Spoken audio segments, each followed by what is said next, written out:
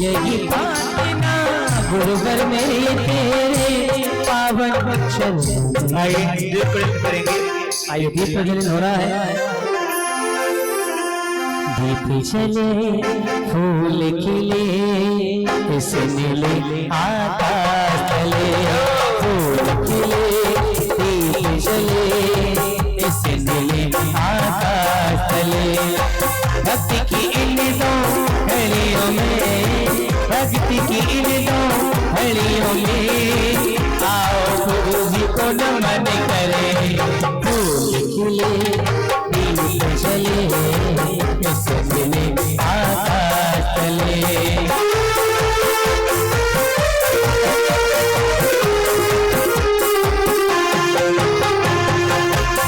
मेरे गुरुदेव कभी ऐसा हो, मेरा आएगा और गुरुदेव के चरणों का पाद प्रक्षालन करेंगे। पहुंचे अभय जी और प्रवीण जी की, जिन आज के पुनर्जक के विधान के गुरुदेव के चरणों का पाद प्रक्षालन करेंगे। जल्दी पहुंचिए, आइएगा। दे दो मुझे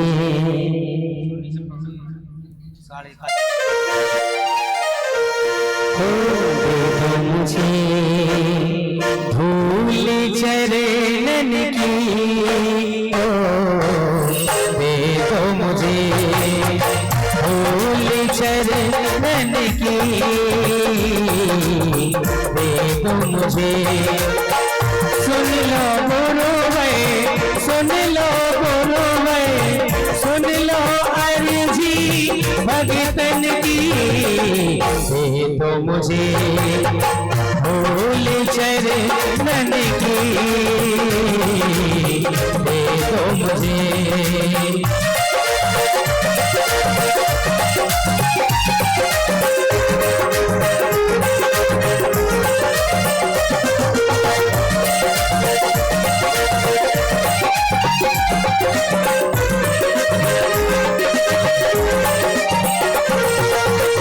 सुन लो भगे भाई, सुन लो गुरु भाई। आइए साथ बैठ करेंगे। पहुंचिए, जिनवाणी बैठ करेंगे दोनों परिवार।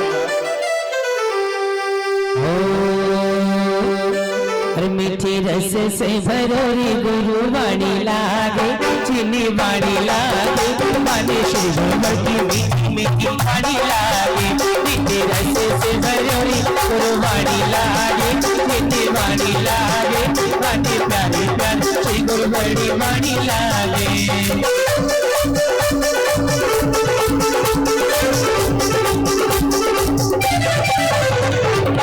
बोलिए दान शाह जगवाणी माता की जय हो, जय हो, जय हो, जय हो।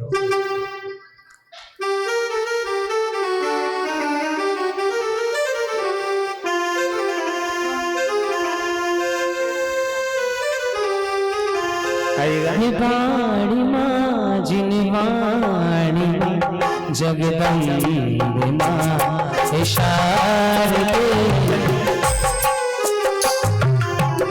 जल्दी करें, आइएगा और आ जाएं। और उनका स्वागत हमारी कमेटी के लोग, अभय जी यहाँ पहुंचे, प्रवीण भैया पहुंचे, हमारी कमेटी के लोग आज के पुण्यार्जक का यहाँ पर स्वागत करेंगे। प्रवीण भैया, प्रवीण सिंह हमारे पंडित जी और अभय जी जैन आ जाएं अपने अपने परिवार के साथ में, और यहाँ पर उनका स्वागत। जल्दी जल्दी। हाँ, हमारे वीसी जैन साहब, मनीष भैया, मोदी जी, सभी लोग आकर के स्वागत करेंगे। हाँ जी, आइए। हमारे प्रवीण भैया का एक बार तालियां बजा कर अनुमोदन करें। आज के विधान के पुण्यर्जक अभय भैया आ जाएं, स्वागत। ऋषि, हाँ जी, आइए। सुस्वागतम सुस्वागतम।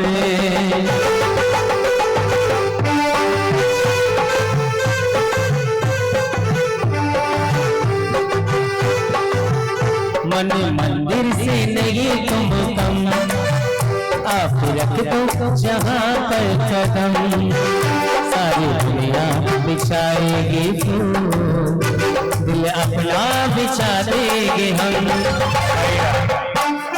अभय जी आ जाएं, अभय जी आ जाएं, अभय जैन किराना स्टोर आ जाएं, उनका स्वागत करेंगे कमेटी के लोग। आ जाएं अभय भैया।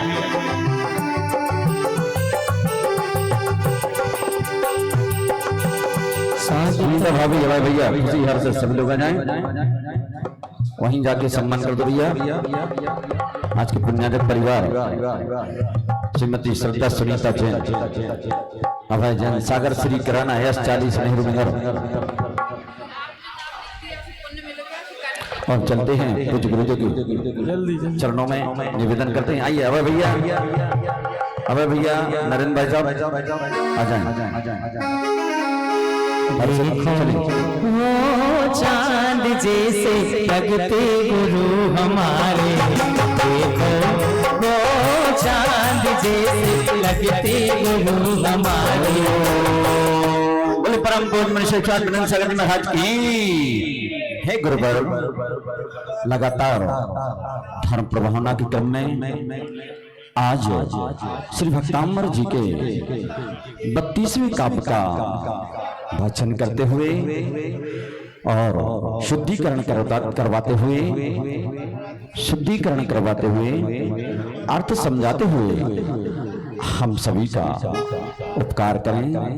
नमोस्तु भगवान, नमोस्तु भगवान, नमोस्तु। अर्घ बोलेंगे भैया। आइएगा, पूज्य गुरुदेव के चरण में चढ़ाएंगे अर्घ। आइए आइए के साथ हो। अरे जब से मिला गुरु का दरबार, अपनी तो दुनिया बदल गई यार। चांदी सोना हो गई मेरी, चांदी सोना हो गई, चांदी सोना हो गई मेरी, चांदी सोना हो गई।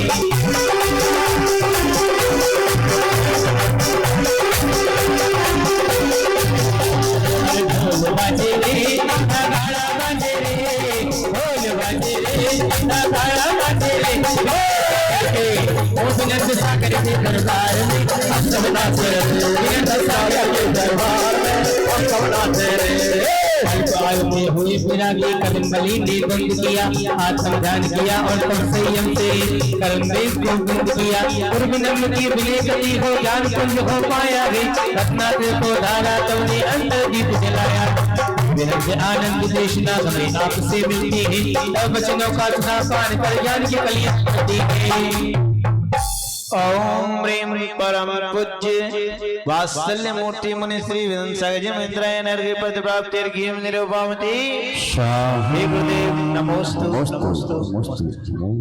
जल्दी सब लोग जल्दी बैठ जाओ अपने स्थान पर, बैठ जाइए। गुरुदेव के चरणों में हो जब चरण पड़े इस माटी पर, तो धन्य हुई नगरी सारी। घर घर से निकल कर आ बेटे, घर घर से निकल कर आ बेटे, देखो तो सारे नर नारी। देखिए हमारे बीच में आज ऋषि कुमार आए हैं, वे श्रीफल भेंट करके आशीर्वाद लें। बहुत ही हमारे नेहरू नगर में ही रहते हैं और पूरे भारतवर्ष में बहुत सुंदर मीठा गला है इनका। पूज्य गुरुदेव के चरणों में श्रीफल चढ़ाकर आशीर्वाद लें। अतुल दोनों आ जाएं, श्रीफल बैठ करके आशीर्वाद लें गुरुदेव से। बाकी लोग कहाँ है भैया? अभी भरा था, यहाँ खाली क्यों दिख रहा? सब लोग आ जाए भैया, जो बाहर पहुंच गए वो आ जाए शीघ्रता से। पूज्य गुरुदेव के चरणों में पुनः निवेदन नमोस्तु नमोस्तु नमोस्तु। देखिए, ये बीच में पुरुष वर्ग में महिला वर्ग ना घुसे, और पुरुष लोग पीछे से नहीं आगे से बैठना प्रारंभ करें। रोज समझाना पड़ता है, बच्चों की तरह हो गया। छोटे बच्चे भी एक बार में समझ जाते हैं। ओम नमो अरिहंताणम,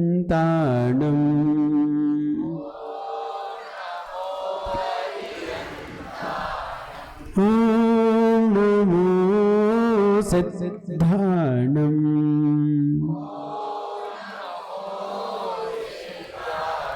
ओम नमो आयर्याणम। ओम नमो वज्रायाणम। ओम नमो लोय सब साहुणम।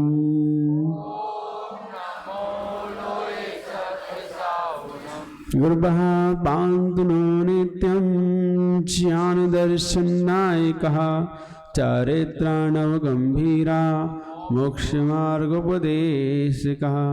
सरस्वती नमस्तुभ्यं वरदे कामरूपिणि विद्यारम्भं करिष्यामि सिद्धिर्भवतु मे सदा।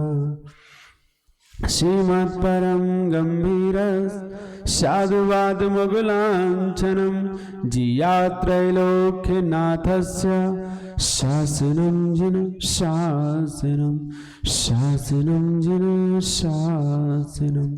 जय अनंतानंद सिद्ध परमेष्ठी भगवान की। देवादि देवी किरट श्री मूलनायक आदि ब्रह्मादिनाथ भगवान की। देवादि देवी किरट श्री मूलनायक अजितनाथ भगवान की। देवादि देवी किरट श्री अंतिम तीर्थंकर शासन नायक महावीर भगवान की। परम पूज्य आचार्य भगवान श्री मानतुंग महामुनि राज जी की। परम पूज्य आसन गणाचार्य विराग सागर गुरुदेव की। परम पट्टाचार्य आचार्य विशुद्ध सागर जी महाराज की। परम उच्चारणाचार्य आचार्य मुनि विनम्र सागर जी गुरुदेव की। अहिंसा विश्व धर्म की। बोले परम पूज्य वात्सल्य मूर्ति मुनि श्री विनंद सागर जी मुनि महाराज की जयकारा गुरुदेव का। भक्तामर प्रणत मौलिमणि प्रवाणामुद्योतकं दलित पापतमो वितानम्। पादयुगं युगादा वालंबनं भवजले पततां जनानां। तुभ्यं नमस्त्रिभुवनार्तिहराय नाथ। तुभ्यं नमः क्षितितलामलभूषणाय। तुभ्यं नमस्त्रिजगतः परमेश्वराय। तुभ्यं नमो जिने भवोदधिशोषणाय। छत्रत्रयं तव विभाति शशाङ्ककान्त मुच्चैस्थितं स्थगित भानुकर प्रतापम्। मुक्ताफल प्रकर जाल विवर्त शोभं प्रख्यापयात्र जगतः परमेश्वर तुम। कल 31 छंद पूर्ण हो चुके थे। विवृद्ध नहीं है पंडित जी, विवृद्ध। हाँ, आइए 32वां छंद पढ़ने के लिए तैयार होते हैं। आज सुन नहीं रहे, समय अपना ज्यादा हो गया है। गंभीर तार रव पूरित दिक् विभागस।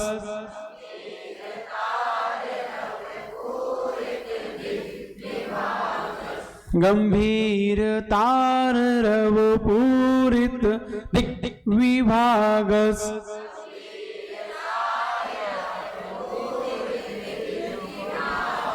ध्यान दें, रब नहीं लिखा, रव। एक रब है और एक रव है, दोनों में अंतर है। रब माने भगवान। कहते तुझ में रब दिखता है, तो वो रब है यहां पे। तो यहां कौन सा हुआ है? वन वाला हुआ। तो वो रब माने होता है शब्द, और एक रब माने भगवान। तो एक शब्द को इधर से उधर करने पर कितना अर्थ का अनर्थ हो रहा है। इसीलिए शुद्ध पढ़े, बा नहीं है, वाह है। गंभीर तार रव पूरित दिक् विभागस।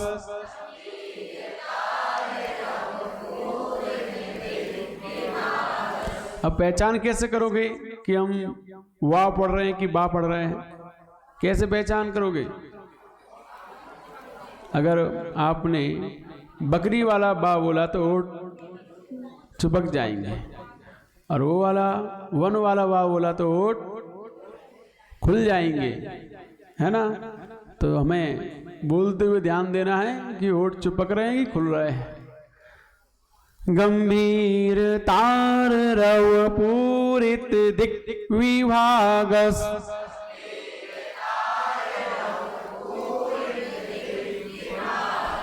त्रैलोक्य लोक शुभ संगम भूति दक्ष,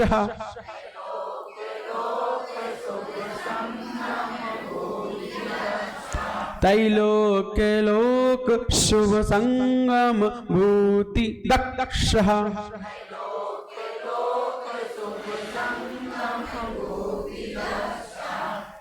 दक्ष।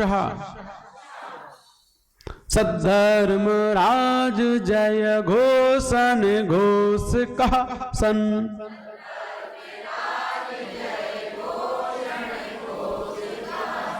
सद्धर्म राज जय घोषण घोष कहा सन,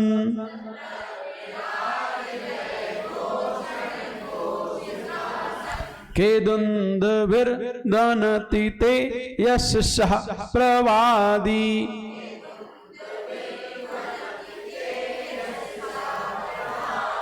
केदुंदभिर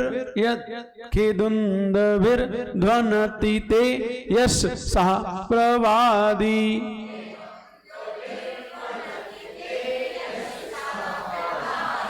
यशः, है ना।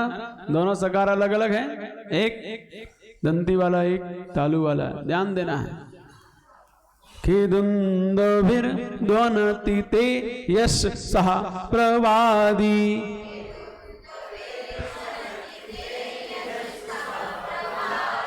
पढ़िए।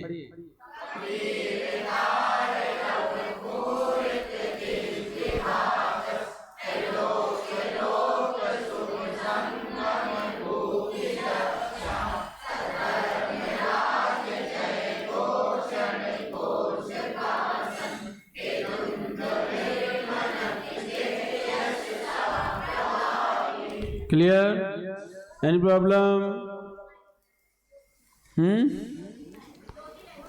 फोर्थ लाइन, केदुंदभिर, ये जो वा के ऊपर रा है वो भा के साथ बोला जाएगा, भिर ध्वनति, ठीक है ना। रा क्यों बोला जा रहा है यहाँ पर?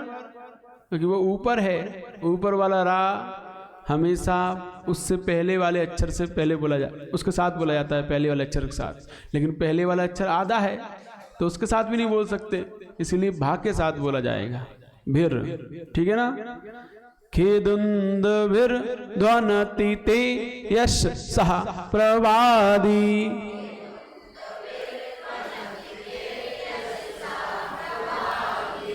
क्लियर? ग्रहण संगारक, इसका फल ग्रहण को नष्ट करने वाला। ग्रहण, चंद्र ग्रहण, सूर्य ग्रहण, है ना, उन सबको, उनके दुष्प्रभाव को नष्ट करने वाला इस छंद का फल है। ग्रहण कितने लगते हैं? हाँ, जिनका ग्रह होता है उन्हें ग्रहण लगते हैं। ग्रह माने घर, जिनका घर होता है उन्हें ग्रहण लगते हैं, जिनका घर नहीं उन्हें कोई ग्रहण नहीं सताता। सारे के सारे ग्रहण उन्हीं को सताते हैं जिनका घर होता है। इस दुनिया में सबसे बड़ा ग्रह कौन सा है? कौन सा ग्रह है? परिग्रह, सबसे बड़ा ग्रह। एक ग्रह होता है और एक ग्रह होता है, दोनों में अंतर है। पहले हमने बोला था ग्रह, अब ग्रह। दोनों में अंतर है कि नहीं? क्या अंतर है बताओ? एक में री लगी है, एक में रा लगा है। जिसमें री लगी है वो ग्रह, वो घर है, और इसमें रा लगा है वो ग्रह है। तो दोनों में अंतर। तो हम बोल रहे थे पहले जिनके ग्रह होते हैं, मतलब घर होते हैं, ग्रह, उनके ग्रहण लगता है। और जिनके कोई घर नहीं, उन्हें कोई ग्रहण नहीं सताता। और फिर आप बोल रहे हैं ग्रह, तो जिनके पास सबसे बड़ा ग्रह है उन्हीं को भी ग्रहण लगते हैं। ग्रह से बनता ग्रहण। सबसे बड़ा ग्रह कौन सा? परिग्रह। सबसे बड़ा परिग्रह ही हमारे जीवन में जितना ज़्यादा होता है उतना ज़्यादा दुख, उतनी ज़्यादा परेशानियाँ उन्हीं को होती हैं। तो ग्रहण किसे कहते हैं? जो हमारी सारी सुख संपत्ति को हरण कर ले, उसे ग्रहण कहते हैं। तो परिग्रह जितना बढ़ता जाता है उतना ज़्यादा आपको लगता तो है कि सुख बढ़ रहा है, संपत्ति बढ़ रही है, लेकिन हमारी सुख संपत्ति का हरण हो रहा होता है सही मायने में देखा जाए तो यहाँ कहा है कि सबसे बड़ा ग्रह परिग्रह, इसीलिए उन परिग्रहधारियों को ये ग्रहण सताते हैं। जो अपरिग्रही हैं, जिन्होंने सब कुछ छोड़ दिया है, उनको कोई भी किसी प्रकार का ग्रहण नहीं लगता, कोई सूतक वातक नहीं लगता उन्हें। लोग कहते हैं चंद्रग्रहण पड़ रहा है, सूतक है, इसका उसका कुछ नहीं, ये फालतू ही बातें हैं। कोई सूतक नहीं लगता जो अपरिग्रही है। अपरिग्रहवान को लगता है। अपने यहाँ ऐसा कोई सूतक की व्यवस्था ही नहीं है, चंद्रग्रहण और सूर्यग्रहण पे सूतक लगे। बस उस समय जिस समय हो रहा हो, क्योंकि ज्योतिष में ऐसा आया है कि जिस समय सूर्य ग्रहण हो, चंद्र ग्रहण हो, उससे 9 घंटे पहले से सूतक चालू हो जाता है। ऐसा ज्योतिष ग्रंथों में लिखा है, लेकिन अपने जैन दर्शन में इसकी कोई मान्यता नहीं है। तो बस इतनी सी मान्यता है कि जिस समय ग्रहण पड़ रहा हो, सूर्य ग्रहण या चंद्र ग्रहण, उस समय कोई भी शुभ कार्य ना करें, क्योंकि उस समय जो वर्गणाएं आ रही हैं ऊपर से, चंद्रमा की किरणें जो आ रही हैं या सूर्य किरणें जो आ रही हैं, वो अशुद्ध राहु केतु ग्रह को स्पर्श करते हुए आ रही है। अब उन राहु केतु ग्रह को स्पर्श करते हुए आएंगी तो हमारे लिए भी वो हानिकारक होती हैं। इसलिए उस समय कुछ भी खाना पीना नहीं चाहिए, क्योंकि वो वर्गणाएं, वो तरंगें हमें नुकसान पहुंचा सकती हैं, इसलिए बचना चाहिए उस समय। तो सबसे बड़ा ग्रह परिग्रह है। और सबसे बड़ा ग्रहण कौन सा होता है आप लोगों को पता है? सबसे बड़ा ग्रहण पाणिक ग्रहण, बिल्कुल सही बताया। सबसे बड़ा ग्रहण होता है पाणिक ग्रहण। जिन्होंने पाणिक ग्रहण किया है उनके जीवन में ग्रहण लगा है, उनकी सुख शांति सबका हरण हो जाता है पाणिक ग्रहण करने पर। महिलाओं ने पुरुषों का पाणिक ग्रहण किया है और पुरुषों ने महिलाओं किया है, तो एक दूसरे का पाणिक ग्रहण करने पर अपने जीवन पर ग्रहण हम खुद लगा लेते हैं। सारी की सारी सुख शांति को हरण हम अपना खुद ही कर देते हैं। होता नहीं होता? जब से हुई है शादी तो पाणिक ग्रहण सबसे बड़ा ग्रहण कहलाता है, और जिसके जीवन में ये नहीं होता है उसे कोई ग्रहण नहीं सताता है। समस्त ग्रहण को संहार करने वाला इस छंद का फल है। जब हम इस छंद के भाव को अपने अंदर उतार लेते हैं, सारे के सारे ग्रहण से बच जाते हैं, दूर हो जाते हैं, उनका कोई प्रभाव हमारे ऊपर नहीं पड़ता है। आइए इसकी जाप देखते हैं। ओम ह्रीं अरम नमो अघोर गुण बम्बियारिणम।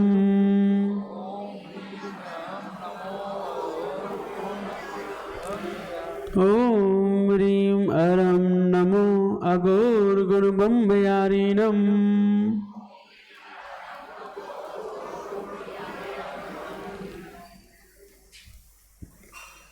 ऐसे रिद्धहरि मुनराज जो जहां पर विराजमान हो जाएं, उस रिद्धि के प्रभाव से उस क्षेत्र में 1 योजन तक, 1 योजन में कितने किलोमीटर? 12 किलोमीटर। 6000 वो महायोजन है, ये लघु योजन है। तो जे मुनराज जहां भी विराजमान हो जाएं, वहां चारों दिशाओं में किसी प्रकार की चोर आदि बाधाएं नहीं होती। चोरों के द्वारा, डकैतों के द्वारा लूटपाट, हिंसक कार्य नहीं होते। महायुद्ध आदि नहीं होते। जहाँ भी ये बैठ जाएं वहाँ पर सारी के सारे दुष्काल भी समाप्त हो जाते हैं, हर जगह सुभिक्ष हो जाता है, समस्त दुर्भिक्ष, रोग, बैर, कलह, बंध, बंधन सब शांत भाव को प्राप्त हो जाता है। जहाँ भी ये पहुँच जाएं, या भी यहाँ पहुँच जाएं, यूक्रेन में जाके बैठ जाएं, सारे के सारे यूक्रेन के युद्ध समाप्त। रूस यूक्रेन चल रहा है, परेशान हो रहे, 3 साल हो गए, समाप्त हो जाएंगे ये मुनराज वहाँ पहुँच जाएं तो जहाँ भी ये मुनराज पहुँच जाते हैं वहाँ के सारे कलह, बंधन, बाधाएं सब नाश हो जाती हैं। कोई दुर्घटना नहीं होती वहाँ पर, सारी की सारी दुर्घटनाएं समाप्त हो जाती, कोई बीमारी नहीं होती। अगर कोरोना के समय ये मुनराज यहाँ होते, कोई बीमारी नहीं होती यहाँ पर, सारी बीमारी समाप्त हो जाती। लेकिन ये रिद्धियाँ पंचम काल में नहीं होती हैं। वज्र वसव नाराज सेन की धारी मुनियों को ही होती हैं, श्रेष्ठ मुनियों को ही होती हैं। इसीलिए यह आज वर्तमान में नहीं पाए जाते हैं। वर्तमान में आज कौन सा सेनन है? कौन सा है? असंप्राप्ता श्री पाटिका सेनन, जो सबसे हीन सेनन है, सबसे कमजोर। अन्य सेननों में, वज्र वसव नाराज सेनन में वज्र की हड्डी होती है, वज्र की ही रस्सियां होती हैं जिससे हड्डियां बंधी रहती हैं, और वज्र की ही कीलें होती हैं जो जॉइंटों में फंसी होती हैं। ऐसे वज्र वसव नाराज सेनन का शरीर वो होता है। चाहे वो धूप में बैठ जाएं, चाहे वो कितनी ठंडी में बैठ जाएं, कोई फर्क नहीं पड़ता। आज ठंडी में बैठ जाओ तो हड्डियों में दर्द होने लगता है, रात में बैठ के देखो सर्दियों में तो अगले दिन दर्द होने लगेगा। लेकिन उस समय की इतनी हड्डियां मजबूत होती थी कि तलवार मार दी जाती थी, हड्डी नहीं टूटती थी। खाल में भले ही घाव हो जाएगा लेकिन हड्डी नहीं टूटेगी, इतनी मजबूत हड्डियां होती थी। वज्र की तलवार भी उनका कुछ बिगाड़ नहीं पाती थी। तो वो शरीर होता था, उस शरीर के धारी मुनराजों को ये रिद्धियां प्राप्त होती हैं, श्रेष्ठ उत्तम सेनन के धारियों। तो उसके बाद कौन सा सेनन आता है? वज्र वसव नाराज के बाद वज्र नाराज सेनन। तो वज्र नाराज सेनन जो दूसरे प्रकार का सेनन है, इसमें वज्र की हड्डियां होती हैं, वज्र की कीलें होती हैं, लेकिन रस्सियां जिससे बंधा होता है, ये हड्डियां बंधी होती हैं जिससे, वो वज्र की नहीं होती, वो सामान्य होती हैं। तो वज्र नाराज सेनन कहलाता है। तीसरा नाराज सेनन, जिसमें कीलें वज्र की होती हैं, हड्डियां वज्र की नहीं होती। जो कील जिनसे जॉइंट है, हड्डियां, वो कीलें वज्र की हैं, आसानी से टूटने वाली नहीं होती, खुलने वाला नहीं होता जॉइंट। हम लोग अभी जरा से फिसल जाते हैं, तुरंत मोच आ जाता है, तुरंत फ्रैक्चर हो जाता है, जॉइंट पेन होने लगता है। वहाँ वज्र की कीलें गली होती हैं नाराज सेनन में। अर्धनाराज, तो अर्धनाराज सेनन भी वहाँ जो कील है वह आदि वज्र की है, अर्धनाराज। और उसके बाद कीलित सेनन, कीलित, ये अर्धनाराज सेनन पता किसका होता है? महिलाओं का सबसे उत्कृष्ट सेनन यही होता है, अर्धनाराज सेनन। पटरानी, चक्रवर्ती की पटरानी के यही सेनन होता है, अर्धनाराज। और ये इतना मजबूत सेनन होता है कि वो पटरानी अपने हाथ से हीरे का चूरा बना देती है। हीरे को तुम पत्थर को नहीं बना पाओगे, सामान पत्थर को, वो हीरे को बना देती है। इतना मजबूत सेनन होता है अर्धनाराज। तो सेनो सोचो वज्र वसव नाराज कितना होता होगा। तो इसके बाद आता है कीलित सेनन।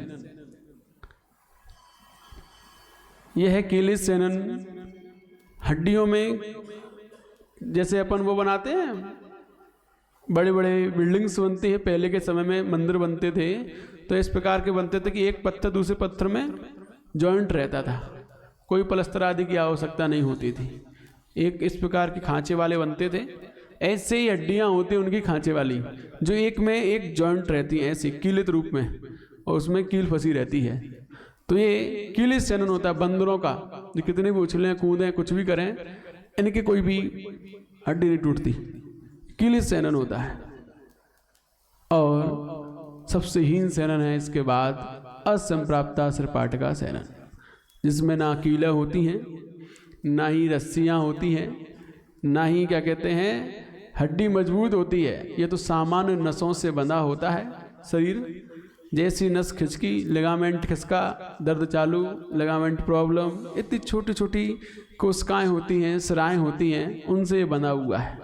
बस कोई रस्सियाँ नहीं है, कोई कील नहीं है, जॉइंट पर भी कोई कील नहीं है यहाँ पर, जिससे कि वो आपस में एक से जुड़ी हो, बंधी हुई है बस कोशिकाओं से, सिराओं से। इसीलिए सबसे हीन सेनन है वर्तमान में, इसलिए यहाँ पर ये रिद्धियाँ नहीं होती। श्रेष्ठ उत्तम सेन के धारी मुनराजों को होती हैं। तो ये जहाँ भी होते हैं वहाँ पर समस्त प्रकार के युद्ध, बाधाएं, भय, रोग, शोक, बीमारियाँ, भूत प्रेत सब दूर होकर शांति छा जाती है। हर जगह शांति का वातावरण। बहुत श्रेष्ठ उत्तम मुनराज हैं। इन मुनराज की जो जाप करता है उनके घर में होने वाले सारे के सारे कलह शांत होते हैं, भूत प्रेत की बाधाएं शांत होती हैं, कोई बीमार है उसकी बीमारी दूर हो जाती है।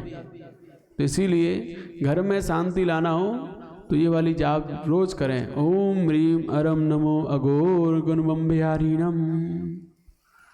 कल आए थे घोर गुण वाले, घोर गुण प्रकमानम वाले। तो घोर माने होता है उत्कृष्ट कार्यकारी परिणाम, उन्हें कहते हैं घोर, जिसमें कार्यकारी शक्ति को उत्पन्न करने के कारण से, उत्कृष्ट कार्यकारी शक्ति को उत्पन्न करने के कारण से वह घोर गुण कहे। ये अघोर गुण है।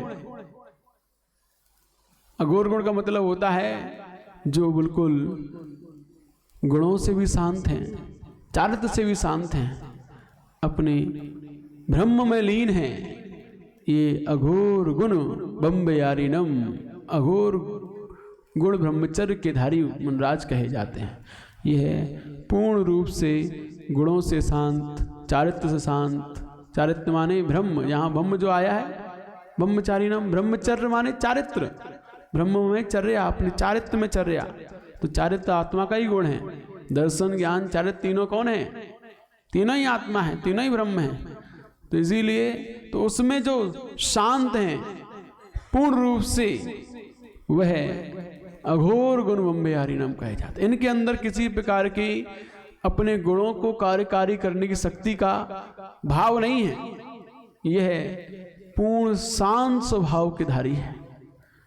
घोर गुण वाले थे जो अपनी शक्तियों का प्रयोग करते थे और उनके शक्तियों के प्रयोग से धर्म की रक्षा आदि किया करते थे। लेकिन ये अघोर गुण बम्बिहारीणम, इनके परम शांत भाव हैं।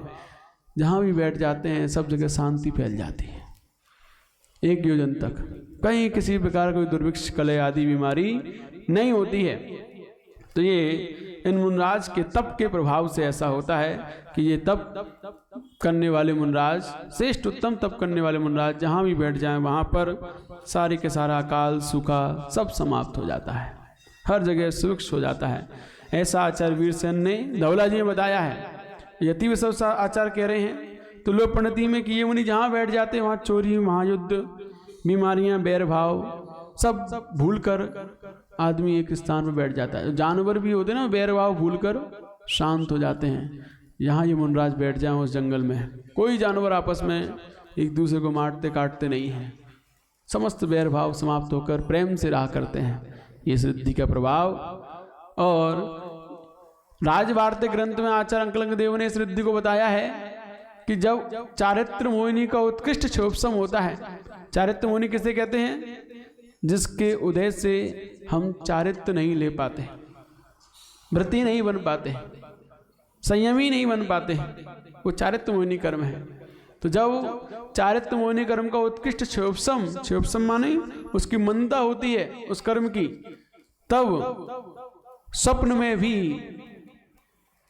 जिनका ब्रह्मचर्य घात नहीं होता, सारे के सारे दुष्सपनों का नाश हो जाता है। इस सिद्धि के प्रभाव से उन्हें कोई भी खराब स्वप्न नहीं आता है। और स्वप्न में भी जिनका ब्रह्मचर्य नाश नहीं होता, ऐसे अखंड अविनश्वर ब्रह्मचर्य के धारी होने से ये अघोर गुणवम्यारीणम कहे जाते हैं। तो अलग अलग ग्रंथों में अलग अलग आचार्यों ने अलग अलग वर्णन किया है। वैसे दो तो मिलते ही हैं, धवला जी और यति विश्व आचार्य का, तिलोक पंडित का तो एक जैसा ही है। बस राजवार्तिक ग्रंथ में अकलंक देवाचार्य ने इनको ब्रह्मचर्य से जोड़ते हुए कि घोर अघोर गुणब्रह्मचारी, स्वप्न में भी इनका ब्रह्मचर्य नष्ट नहीं होता, अखंड अविनश्वर ब्रह्मचर्य के धारी हैं, इसीलिए अघोर गुणब्रह्मचारिणम कहे जाते हैं। तो इस परिणाम से जहाँ भी बैठते हैं वहाँ पर सब जगह शांति शांति और आनंद ही आनंद होता है ना। तो हमें इनके जैसा बनना है कि नहीं बनना? शांत, गुण से शांत, चर्या से शांत, हर जगह से अपने आप को शांत बनाना है। तो सफेद मन वाले बनो। कौन से? सफेद मन वाले, काले मन वाले नहीं, क्योंकि काले मन वाले हमेशा कलह करने वाले होते हैं। सफेद मन वाले शांत परिणाम। सफेद रंग पर सारे के सारे रंग चढ़ जाते हैं, काले पे कोई रंग नहीं चढ़ता है। वो बेचारे, वो काले रंग वाले अंदर कलुषता रखने वाले किसी के विचारों को ग्रहण ही नहीं कर पाते, किसी की बात को स्वीकार ही नहीं कर पाते। काले विचार है, कृष्ण लेश्या है, तीव्र कसाय है। तो वहां पर वह अपने अहंकार में, अपनी कसाय में ही अपने आप को श्रेष्ठ समझते रहते हैं, किसी दूसरे को उसको समझते ही नहीं है, तवज्जो ही नहीं देते हैं। तो किसी की बात को स्वीकार कर ही नहीं पाते, कभी भी शांत परिणाम नहीं हो पाते इनके। सदैव झुलसते रहते हैं अपनी क्रोध अग्नि में, अपने अहंकार में। और सफेद मन वाले जो होते हैं, शुक्लनिश्चय वाले, वह सही बात को, चाहे वो कोई भी कहे, छोटा कहे या बड़ा कहे, सही बात है तो उसे स्वीकार करने के लिए कभी भी हिचकते नहीं हैं। अपने जीवन में उन बातों को स्वीकार करके शांत परिणाम को धारी हो जाते हैं, अपने अंदर सकारात्मकता पैदा कर लेते हैं। तो ये सकारात्मकता ही हमारे अंतरंग में शांत भाव लाती है। नकारात्मक भाव सदैव हमें परेशान करेंगे, उकसाएंगे, उखाड़ेंगे। तो इसीलिए ये मुनराज की जाप करो आप लोग। ओम ह्रीम अरम नमो अघोर गुण बम्बयारीणम। हमने देखा है आचार्य श्री को, आचार्य विनम्र सागर जी को, कि जब कोई भी उनके पास आता है और कहता है कि ये परेशानी, ये बीमारी है, हमारे हॉस्पिटल में भर्ती हैं, ऐसा है वैसा है, वो कुछ नहीं कहते, जाओ 32 नंबर जाप करना भक्तामर की। सबसे पहले यही वाली जाप बताते हैं सबको, 32 नंबर, ओम ह्रीम अरम नमो अघोर गुण बम्बयारीणम। और बहुत से लोगों को सही होते देखा गया है इस जाप के प्रभाव से। बहुत उत्तम जाप है, श्रेष्ठ गुणों के धारी ये मुनराज हैं, परम शांत गुणों के धारी मुनराज हैं। इनकी जाप करने से हमारे अंतरंग में समस्त नकारात्मकता भी शांत हो जाती है, पॉजिटिव बढ़ती है, सकारात्मकता होती है, उससे सारी की सारी बीमारियां दूर होती हैं। तो यह बहुत उत्तम और श्रेष्ठ जाप अपने समस्त बीमारियों को दूर करने के लिए रोज करनी चाहिए। बीमार दुनिया में हर कोई है, सबको करनी चाहिए। आइए इसके अर्थ को देखते हैं। और ये हृदय मुनराज कहाँ विराजमान है? विदेश क्षेत्र में विराजमान। उनको मेरा मन से, वचन से, काय से बारंबार नमस्कार। नमस्कार करना तो भूल ही गए थे, आप लोग भी याद नहीं दिलाते हो। आइए इसके अर्थ को देखते हैं। गंभीर तार रवपूरित दिग्विभागस। गंभीर कैसे शब्द हो रहे हैं? गंभीर तार उच्च सगन से, शब्द से पूरित, पूर दिया है। दिग्विभागस समस्त दिशाओं को, सारे दिशाओं के विभाग को जिसने गंभीर शब्दों से पूर दिया है, भर दिया है सभी दिशाओं को, ऐसा त्रैलोक के लोक शुभ संगम भूति दक्षहा, जो बता रहा है कि त्रैलोक के तीनों लोकों के लोक प्राणियों को शुभ संगम, शुभ समागम की भूति, विभूति देने में दक्षहा कुशल। क्या सद्धर्मराज जय घोषण घोष गाथन। सद्धर्मराज तीर्थंकर देव की जय घोषण जय घोषणा को घोषित करता हुआ ये खेदुंदभिर, खे माने आकाश, आकाश में दुंदभिर, दुंदभी की ध्वनि ना। दुंदभी क्या होती है? दुंदभी अलग होती है, दिव्य ध्वनि अलग होती है। दिव्य ध्वनि प्रवचन है और दुंदभी क्या है? दुंदभी अनाउंसमेंट है, अनाउंसमेंट। और दिव्य ध्वनि प्रवचन है। विचार प्रसार करना दुंदभी है। जब भगवान का समोसरण आता है तब छोटे मोटे लोग नहीं, देव लोग पूरे आकाश में जहां भगवान का समोसरण होता है वह उसके नीचे खड़े होकर प्राणियों को बताने के लिए कि यहाँ भगवान का समोसरण आ चुका है, आओ तुम भी आकर भगवान का समागम प्राप्त करो, प्रवचन सुनने आओ, दिव्य ध्वनि यहाँ खिरेगी। तो दुंदभी नगाड़ा बजाते हैं, आओ आओ आओ अपना सौभाग्य जगाओ, तुम्हारे नगर में 3 लोक के नाथ पधारे हैं, है ना। ऐसा वह नगाड़ा बजाते हुए वहां पर समस्त जीवों से कहते हैं कि शुभ संगम भूति दक्षा, शुभ समागम तुम्हें प्राप्त हुआ है। विभूति देने वाला जो अनेक प्रकार की विभूतियां, मतलब आपके जीवन में सम्यक दर्शन, ज्ञान, चारित्र, अनेकों गुणों को दिलाने वाला शुभ समागम आपको मिलने जा रहा है। चले आओ चले आओ, दौड़े दौड़े चले आओ, समय मत गवाओ, चले आओ।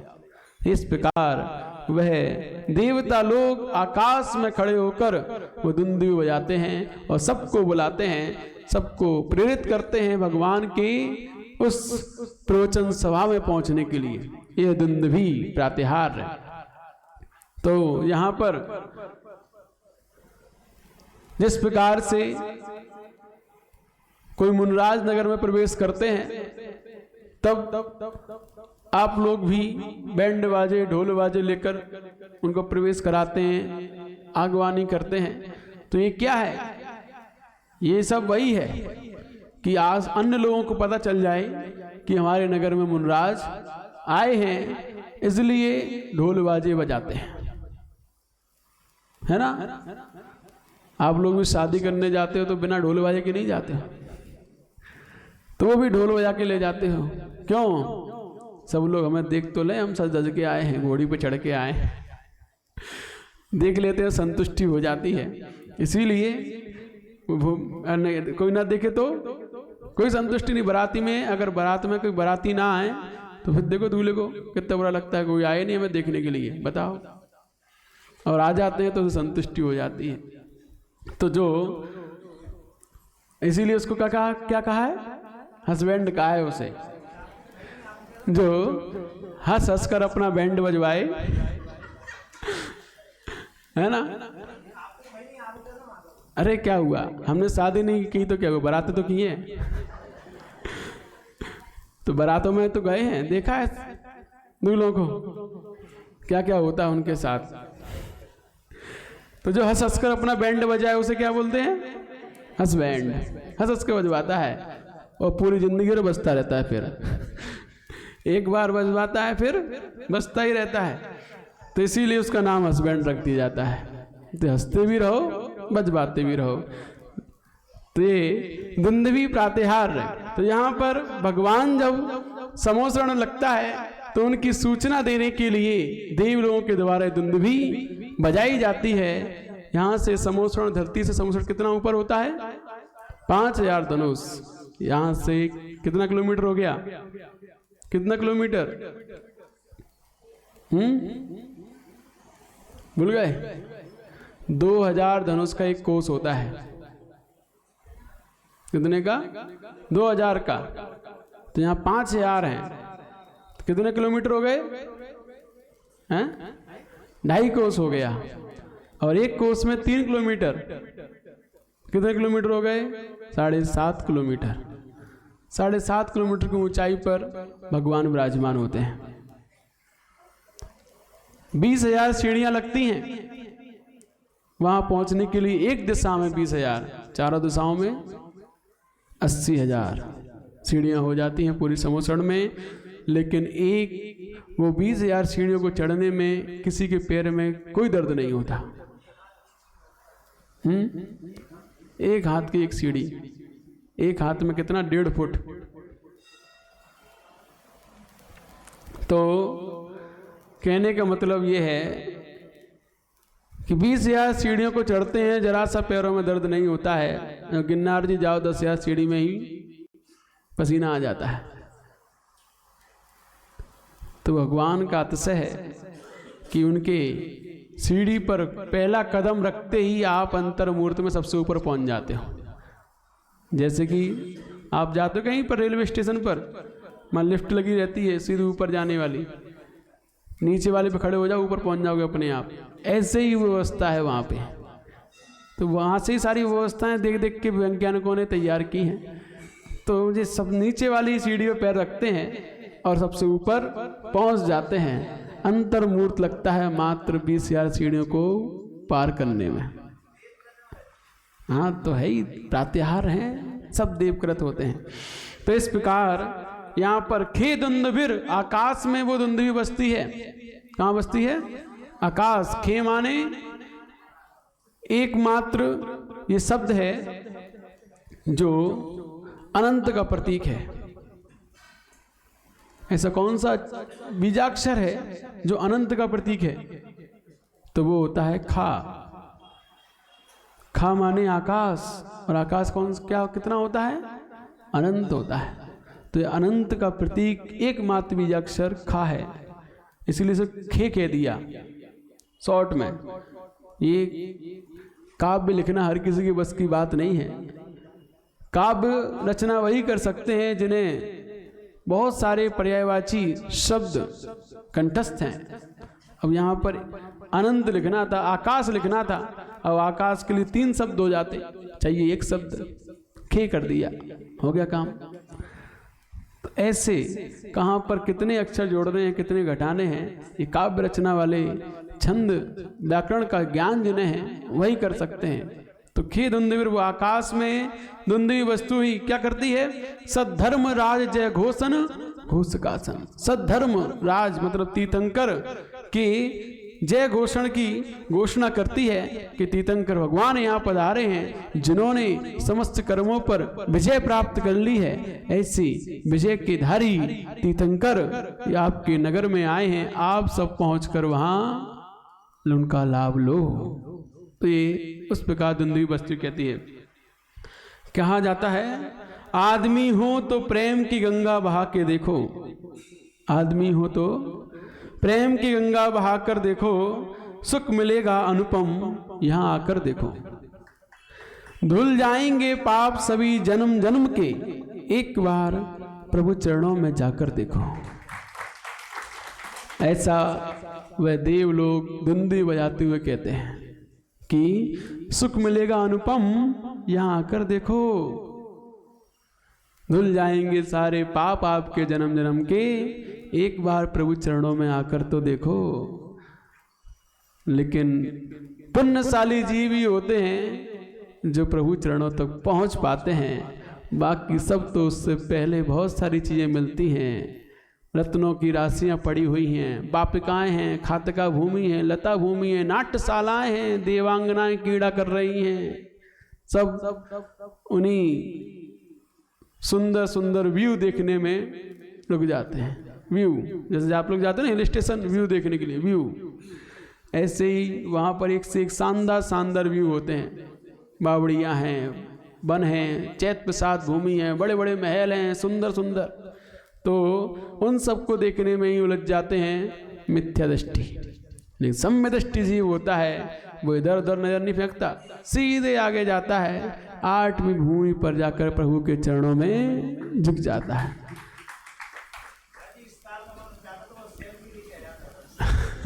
सही बात है। इस काल के हम लोग जाते तो सबसे पहले सेल्फी लेके पहुंच जाते हैं, रील्स बनाने तैयार खड़े हो जाते, अरे इतना सुंदर व्यू, रील्स बनाओ। बस वहीं पर कैमरा चालू, इसीलिए इस काल में समोसण होता ही नहीं है तो कि तुम वहाँ पहुँच पाओ। सेल्फ लेने का परिणाम शरीर से राग होता है, शरीर से ज़्यादा राग होता है। ऊँ बना रहे करते हैं। वो तो सबने देखा होगा अपना अपना कैसा बनता है। तो यहाँ पर तुम सबरी अपनी अपनी पोल खुलवाते रहते हो। हम यहाँ कहाँ कहना चाह रहे थे कि जब भगवान आते हैं नगर में तब देव लोग दुंदुभी बजाते हुए उनकी जय जयकार करते हैं, उनकी घोषणा करते हैं कि वो आए हैं, आप भी पधारो। ऐसे ही जब नगर में मुनराज आते हैं तब सामान लोग भी ढोल बजाले नगाड़े बजाते हुए उनका आगमन करते कि आप भी आओ, आप भी पधारो। यह उनके समागम को प्राप्त कर अपना जीवन भी सुधारो। ये बात वो समाज बताती है। लेकिन जिस समाज में मुनराज आ जाए चले जाएं, पता ही ना चले, वो समाज का भी पता चल जाता है वो समाज कैसी होती है। मंदिर की वेदी देखकर बता दिए जाते हैं कि पुजारी कैसे है। यदि वेदी खराब है, वेदी में धूल है, मिट्टी है, प्रतिमाओं पे चमक नहीं है, पुजारी दमदार नहीं है, बूढ़े टेढ़े हैं। कैसे हैं? बूढ़े टेढ़े। इनके हाथों में दम ही नहीं है, प्रतिमा कहाँ से चमकाएंगे? तो प्रतिमा चमकती हुई जिस मंदिर में ना हो, समझना यहाँ पर युवा लोग नहीं है, पुजारी दमदार नहीं है। ऐसे ही है। और जिस मंदिर की प्रतिमा चमकती हुई चमचमाती हुई हो, समझना पुजारी श्रेष्ठ हैं, भक्तिवान हैं। यहाँ की प्रतिमा चमचमाती हो, क्योंकि वो मेहनत करते हैं भगवान को चमकाने में। तो जो भगवान को चमकाने में मेहनत करते हैं वो खुद चमकते हुए होते हैं। तो इसीलिए भगवान को चमकाओ। तो ऐसे श्रेष्ठ पुजारी से पता चल जाता है कि मंदिर में पुजारी कैसे है ना। पुजारी वो नहीं जिनको रखा जाए, पुजारी तो हर पूजा करने वाला पुजारी होता है। तो इसीलिए जो हर पूजा करने वाले, जो आवश्यक करने वाले जो व्यक्ति हैं, वो उन्हें पुजारी कहा जाता है। तो वो कैसे हैं पता चल जाता है जब मंदिर की वेदी देखते हैं। भगवान में यदि चमक नहीं होती है, सफाई नहीं होती है, तो बेकार है। ऐसे ही मंदिर देखने से पता चल जाता है समाज कैसी है। वेदी देखने से पुजारियों का, और मंदिर की व्यवस्थाएं देखने से, मंदिर में मुनराज आ रहे हैं वो सारी व्यवस्थाएं देखने से पता चल जाता है समाज कैसी है। कितने लोग आते हैं मंदिर में, कितने नहीं आते हैं, मंदिर खाली पड़ा रहता है, दिखाई दे जाता है समाज कैसी है। तो इसीलिए वहाँ पर हमारी भक्ति स्पष्ट दिखाई देती है। जहाँ पर मंदिर स्वच्छ हो, मंदिरों में भक्तों की भीड़ लगी हो, वहाँ समाज उत्कृष्ट कही जाती है। और जहाँ मंदिर खाली पड़े रहे हो तो समाज कैसी है? वो भी खाली समाज है, बेकार समाज है। उसके अंदर जरा सी भक्ति नहीं है, भक्ति से पूरी खाली है, भक्ति से भरी नहीं है। तो ऐसी समाजों में भगवान का आगमन नहीं होता। ऐसी समाजों में मुनराज का आगमन नहीं होता, क्योंकि वो लोग खुद डरते हैं। अरे मंदिर कोई आता ही नहीं है, कैसे लाए मुनराज को? कौन संभालेगा? कौन चौका लगाएगा? कौन क्या करेगा? डर बना ही रहता है। तो उनके यहाँ कोई मुनराज नहीं आ पाते हैं, जिनके मंदिर खाली रहा करते हैं। और उस भगवान के वेदियों में, उस भगवान की प्रतिमाओं में भी अतिशय नहीं हुआ करता। जहाँ पर भगवान में चमक नहीं होती, सफाई नहीं होती वेदियों में, वहाँ भी अतिशय नहीं होता। इसीलिए हमारी भक्ति दिखाई दे जाती है, सड़क पर दिखाई दे जाती है। जब मुनराज जा रहे हो विहार करते हुए, या आ रहे हो नगर में, समाज कैसी है दिखाई दे जाती है। तो ऐसे ही ये सब चीज़ें अनाउंसमेंट हैं, अनाउंस कर रही हैं। जैसे दुंदुभी अनाउंस करती है कि आपके यहाँ भगवान का आगमन हुआ है, आप पधारिए। ऐसे ही ये अनाउंसमेंट होता है जब मुनराज आते हैं। तो ये सब चीज़ें वही दुंदुभी का भी प्रतीक समझनी चाहिए।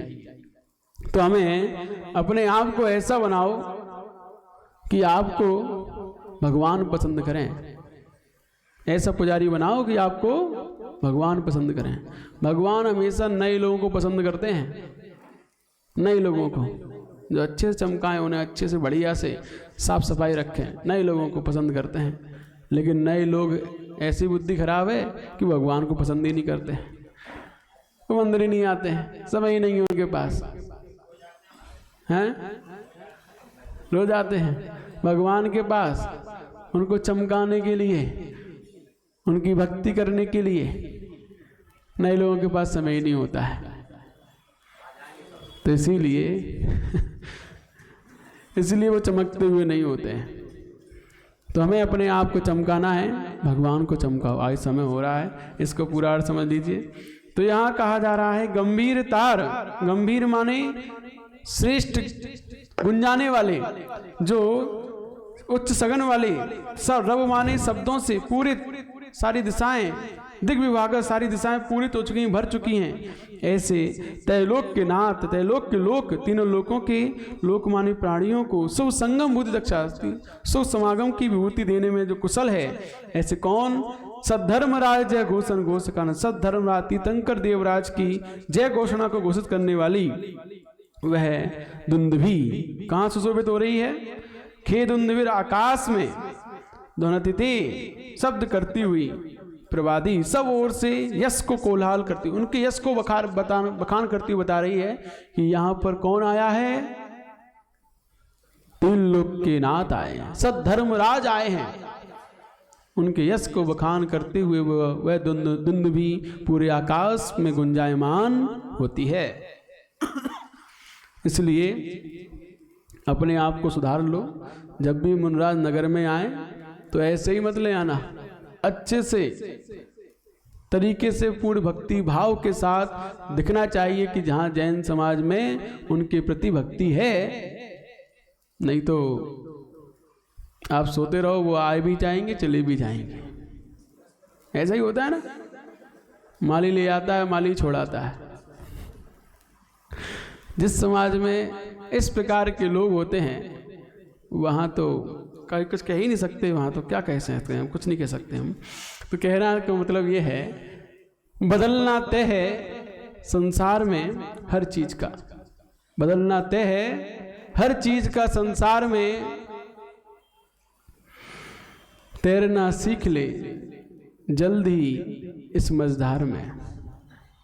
ये संसार मझधार है, इसमें तैरना सीख लो, नहीं तो डूब जाओगे। क्योंकि बदलना तय है हर चीज़ का संसार में। तो अपने आप को बदल लो, वरना इस मझधार में डूब ही जाओगे। अनादिकाल के खोटे संस्कार हैं, उनके कारण से आज हम पंचम काल में आए। हमारे अंतर में जो सम्यक्त नहीं था, उस कारण से हम भटक रहे हैं। आज भी यदि हमने देव सास गुरु के प्रति वो भक्ति, वह उत्साह उल्लास नहीं जगा पाया, तो डूबना तय है इस मझधार में। तो हमें अपने आप को बदलना होगा। जब जब हमारे पास ये संदेश मिले कि हमें शुभ समागम प्राप्त हुआ है, तब तब दौड़ के पहुंच जाना चाहिए। इधर उधर के फालतू चीज़ों में नहीं। जैसे समोसड़ में बहुत सारी चीज़ें होती हैं, उसमें नहीं उलझना है। यहाँ प्रोग्राम होगा तो उसमें भीड़ हो जाएगी, उसमें नहीं उलझना है। दिव्य धनी जहाँ खिल रही है, जहाँ जिनवाणी का प्रचार हो रहा है, वहाँ तक पहुँचना है। वरना प्रोग्राम में तो बहुत सारे लोग आ जाएंगे, भोजन रख दो तो बहुत सारे आ जाएंगे, है ना। जहाँ भोजन रख दिया जाए वहाँ बहुत सारे लोग आ जाएंगे। तो बाहरी चीज़ों के लिए नहीं आना है, अंतरंग परिणामों की शुद्धि के लिए हमें वहाँ उस प्रवचन सभा में पहुँचना होता है। तभी जाकर शुभ संगम भूति दक्षा, शुभ समागम और विभूतियों से हम संपन्न होते हैं, रत्नों की विभूति या गुणों की विभूति। तो इसीलिए अपने आप को बदलो, नहीं तो डूबना तय है मझधार में। आइए इसको फीड कर लेते हैं।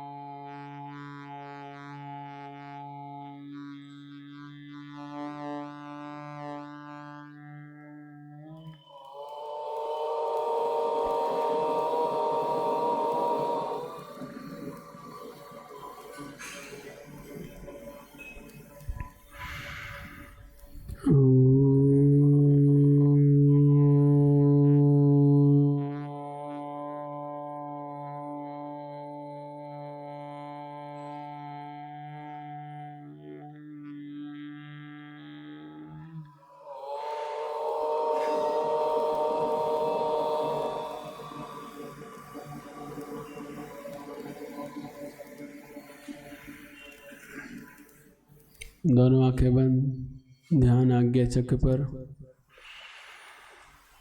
हे भगवान, हे भगवान सभी दिशाओं को गुंजाने वाली, हे भगवान सभी दिशाओं को गुंजाने वाली, शुभ समागम और विभूति दिलाने वाली, हे भगवान सभी दिशाओं को गुंजाने वाली, शुभ समागम और विभूति दिलाने वाली, तीर्थंकर का जयघोष करती हुई आपकी दुंदुभी आकाश में शोभित होती है।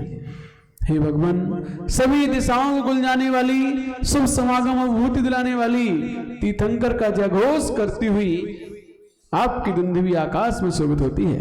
रिपीट, हे भगवान सभी दिशाओं को गुंजाने वाली, शुभ समागम और विभूति दिलाने वाली, तीर्थंकर का जयघोष करती हुई आपकी दुंदुभी आकाश में शोभित होती है। हे भगवान सभी दिशाओं को गुंजाने वाली, शुभ समागम और विभूति दिलाने वाली,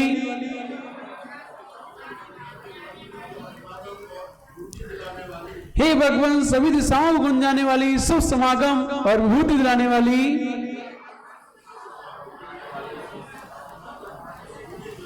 जोर से बोलो, जोर से। हे भगवान सभी दिशाओं को गुंजाने वाली, शुभ समागम और विभूति दिलाने वाली, तीर्थंकर का जयघोष करती हुई आपकी दुंदुभी आकाश में शोभित होती है।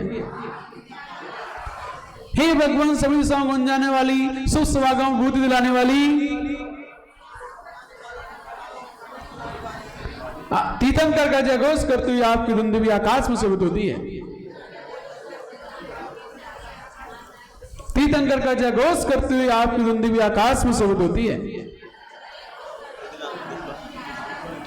अंतिम बार, हे भगवान सभी दिशाओं को गुंजाने वाली, शुभ समागम और विभूति दिलाने वाली, तीर्थंकर का जयघोष करते हुए आपकी दुंदुभी आकाश में शोभित होती है। क्लियर? कौन सुनाएगा? पुरुषों में कौन सुनाएगा? सुनाओ। हाथ ही नहीं उठाते अपने मन से। हे भगवान सभी दिशाओं को गुंजाने वाली, हे भगवान सही बोल रहे हो, सभी दिशाओं को गुंजाने वाली आपकी विभूति, हम भूल गए। और कौन सुनाएगा? हेलो। इनके ऊपर पूरी समाज का बोझ है, इसलिए भूल जाते हैं जी। सुना। नमोस्तु भगवान। भगवान मैं कल परम पूज्य आचार्य विनम्र सागर जी महाराज जी के चरणों में था। आपको सभी अज्ञानवर्ती सभी प्रकार के आशीर्वाद उनको प्राप्त आपको दिया हुआ है। आप दोनों को सबके समाचार अच्छे हुए। वो भी महाराज जी भी वहाँ पे बहुत अच्छे से उनका चतुर्मास चल रहा है। अच्छी मेरी वार्तालाप हुई आज का। हे भगवान सभी दिशाओं को गुंजायमान करने वाली, हे भगवान सभी दिशाओं को गुंजायमान करने वाली, वो शुभ समागम को एवं अभिवृद्धि को करने वाली, तीर्थंकर का जयघोष करने वाली आपकी दुंदुभी आकाश में सभी तरफ सुनाई देती है। जय भगवान। इनको दीजिए, अंकल को दीजिए। तुमने इतनी सारी बातें की ना, उससे भूल गए। नमोस्तु भगवान, नमोस्तु। हे भगवान सभी दिशाओं को गुंजायमान करने वाली, शुभ समागम और विभूति को प्रदान करने वाली, आपकी तीर्थंकर का जयघोष करने वाली, तीर्थंकर का जयघोष करने वाली करते हुए आपकी दुंदुभी संपूर्ण जयघोष कर रही है। बहुत बढ़िया। अटक गया। चलिए, समय हो गया। अपने प्यारे आदिनाथ भगवान करे गुरु मान तुम गुणगान, जिन्हें नित धोखे हमारी है भक्ता मर महिमा सबसे न्यारी है। गिनोरी सुनी लियो, गिनोरी सुनी लियो। शिव संत समागम दिशा गुलाने वाली, तीन लोक पागल बजगाई गुण से भरने वाली। सच्चे धर्म की राजा प्रभु बड़े उनकी जय जय करके, नभ में पूजे उनकी सब जन का मन हरती। गीत गुलाने में जो दक्ष नहीं जब कोई तेरे में पक्ष, तभी भक्ति गुणकारी है। पर इस स्तोत्र की महिमा सबसे न्यारी है, कि मोरी सोने लइयो डोले कोने लइयो, कि मोरी सोने लइयो। बस बसाने यहाँ पर बिंद भैया शीश हम देती समागम में। आपकी जय घोष में इसको बता देंगे, महिमा बता देंगे। बिंद सबको बजवाली यहाँ परम नाती नाच गुरुमान तुमको करूँ।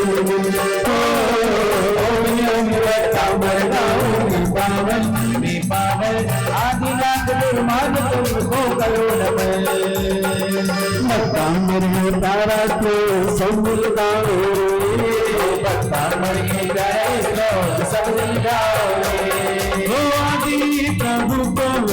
आदि प्रभु को सब शीश झुकाओ। भक्ता मरिए गाय को सब मिल गाओ रे, भक्ता मरिए गाय को सब मिल गाओ रे। गुंग दिशा गुजाती है प्रभु जय घोष सुनाती है, गुंग दिशा गुजाती है प्रभु जय घोष सुनाती है। वैभव संगम लाती है, वैभव संगम लाती है, वैभव संगम लाती है, वैभव संगम लाती है। नव यश बतलाती है, सबका मन हर्षाती है, रब में यश बतलाती है, सबका मन हर्षाती है। सारे ग्रहों का हो, सारे ग्रहों का संताप मिटाए। मरिए गाय को सब मिल गाओ रे, भक्ता मरिए गाय को सब मिल गाओ रे। आदि प्रभु को भक्ता मरिए गाय को सब मिल गाओ रे, भक्ता मरिए गाय को सब मिल गाओ रे, भक्ता मरिए गाय को सब मिल गाओ रे। ओम मरण अगो गुणवंद्यारिणम, ओम ह्रीं मरं नमो अगो गुणवंद्यारिणम, ओम ह्रीं मरं नमो अगो गुणवंद्यारिणम, ओम ह्रीं मरं नमो अगो गुणवंद्यारिणम, ओम ह्रीं मरं नमो अगो गुणवंद्यारिणम, ओम ह्रीं मरं नमो अघोर गुणवंद्यारिणम, ओम ह्रीं मरं नमो अघोर गुणवंद्यारिणम, ओम ह्रीं मरं नमो अघोर गुणवंद्यारिणम, ओम ह्रीं मरं नमो अघोर गुणवंद्यारिणम। दोनों हाथों को आगे चक्र पर ओम ह्रीं संवदसनं चारित्र्यभ्यो नमः, ओम ह्रीं संवदसनं चारित्र्यभ्यो नमः, ओम ह्रीं संवदसनं चारित्र्यभ्यो नमः। जबले देवादिदेवी किरण श्री आदिनाथ भगवान की, परम पूज्य आचार्य श्री मानव महामंडल जी की, परम पूज्य गुरुवर श्री विनम्र सागर जी गुरुदेव की जय। जावाणी की आइए, कल जो अभी यहाँ पर यूँ हाथ रख के ऐसे, आज किसी ने प्रश्न किया था ऐसा क्यों करते हैं, तो इसका उत्तर कल मिलेगा। कल ऐसे रिद्धारी मुनराज आएंगे, आमर्ष औषधि रिद्धि की धारी, स्पर्श से जिनके हर कोई ठीक हो जाता है। तो कल हम रेकी का विषय समझेंगे इसमें कि किस प्रकार से, क्योंकि रेकी का मतलब भी स्पर्श चिकित्सा होती है, कहाँ स्पर्श किया जाए वहाँ आपका रोग ठीक हो जाए। तो कल आएगा वो विषय, तो कल समझाएंगे इसके बारे में, ठीक है। जावाणी के ज्ञान से सुझे कालो सुवाणी मस्तकी नमो सदा देत हूँ दो, जिनवाणी भारती तो जपो दिन रे, जो तेरी शरणा गए सो पावे सुख से भजो अरिहंत को तुर सेवा निर्गम दया धर्म पालो सना जही मोक्ष का पंथ। 9 बार नमोकार मंत्र का जाप करेंगे सभी लोग। महिलाओं को हेलो हेलो हेलो हेलो